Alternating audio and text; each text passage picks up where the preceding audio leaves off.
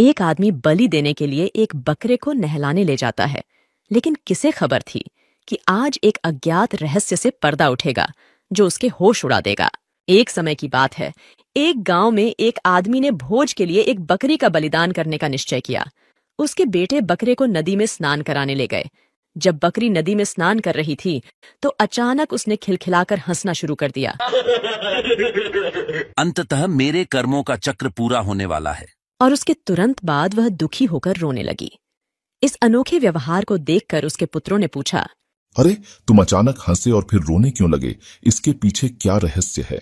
मेरी हंसी और आंसू की वजह मैं सिर्फ तुम्हारे पिता के सामने ही बताऊंगा।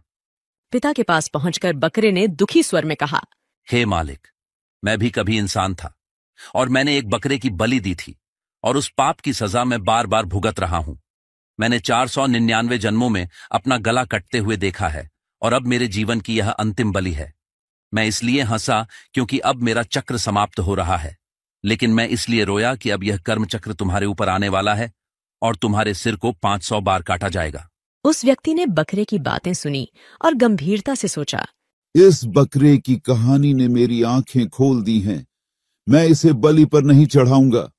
ऐसा कहकर व्यक्ति ने अपने बेटों से उसे पूर्ण संरक्षण की आज्ञा दी। है मानव, तुम्हारा यह प्रयास व्यर्थ है। कर्म के फल से किसी की रक्षा नहीं की जा सकती। मेरे पाप कर्म की सजा को कोई भी नहीं बदल सकता। हम सभी को अपने कर्मों के अनुसार ही फल भुगतना पड़ता है। व्यक्ति ने उसकी बात नहीं मानी और वहां से चला गया। पिताजी ने कहा है कि हमें इसे बचाना चाहिए। चलो इसे सुरक्षित स्थान पर ले जाएं। जैसे ही वे बकरे को ले जा रहे थे, उनके मार्ग में एक पेड़ के पास से गुजरते हुए बकरे ने अपना सिर उठाया ताकि वह ताजे हरे पत्तों को खा सके। अचानक आकाशीय बिजली कड़की और पेड़ के ऊपर पहाड़ी पर स्थित एक बड़े चट्टान के कई टुकड़े छिटके। एक बड़ा टुकड़ा उस बकरे के सिर पर इतनी जोर से आ लगा कि पलक झपकते ही उसका सिर धड़ से अलग हो गया।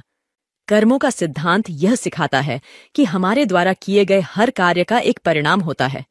अच्छे या बुरे, हमारे कर्म हमें नियति तक ले जाते हैं। इसलिए हमें सदैव धर्म का पालन करते हुए सही कार्य करना चाहिए और दूसरों के प्रति करुणा और दया का भाव रखना चाहिए। अपने कर्मों के प्रति जागरूक रहना और उनके परिणामों को समझना हमारे जीवन को अधिक सार्थक और पूर्ण बना सकता है।